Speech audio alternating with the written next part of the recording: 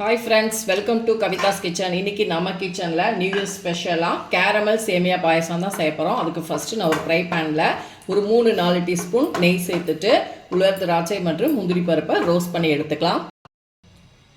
Friends, அதே நெய்யில் 1 cup roasted சேமியா எடுத்திருக்கேன். இது வறுத்தது வறுக்காதது எந்த சேமியா இருந்தாலும் எடுத்துக்கலாம். இதையும் நம்ம லைட்டாக ரோஸ்ட் பண்ணி எடுத்துக்கலாம்.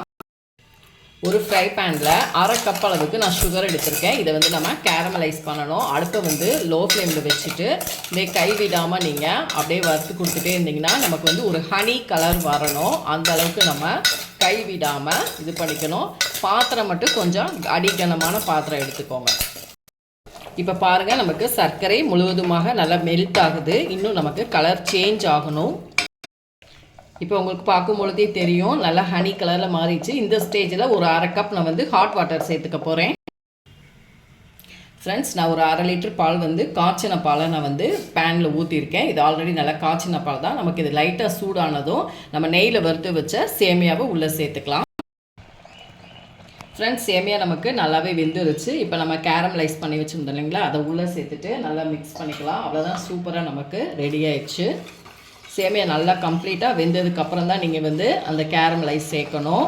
இப்போ இந்த ஸ்டேஜில் இன்னும் கொஞ்சம் கொதி வரட்டும், கொஞ்சம் திக்காகட்டும். இதிலையே நான் ஏலக்காய் தட்டிட்டு சேர்த்துக்க போகிறேன்.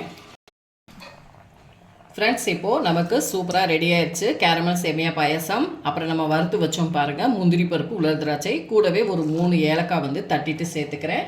இப்போ நான் ஸ்டவ்வை ஆஃப் பண்ண போகிறேன். அவ்வளோதான், அருமையான கேரமல் சேமியா பாயசம் குயிக்காக ரெடி ஆயிடுச்சு.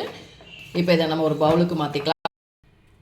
ஃப்ரெண்ட்ஸ், பாருங்கள், உங்களுக்கு பார்க்கும் பொழுதே தெரியும் எவ்வளோ சூப்பராக கேரமல் சேமியா பாயாசம் ரெடி ஆயிடுச்சு. இந்த நியூ இயருக்கு இந்த ரெசிபியை ட்ரை பண்ணி பாருங்கள். லைக் அண்ட் ஷேர் பண்ணுங்கள். மறக்காமல் கவிதாஸ் கிச்சனுக்கு சப்ஸ்கிரைப் பண்ணிவிட்டு கூடவே பெல் பட்டனை கிளிக் பண்ணுங்கள். அப்போ தான் நம்மளோட வீடியோஸ் உங்கள் நோட்டிஃபிகேஷனுக்கு வரும். அடுத்த வீடியோவில் உங்களை சந்திக்கிறேன். தேங்க்யூ.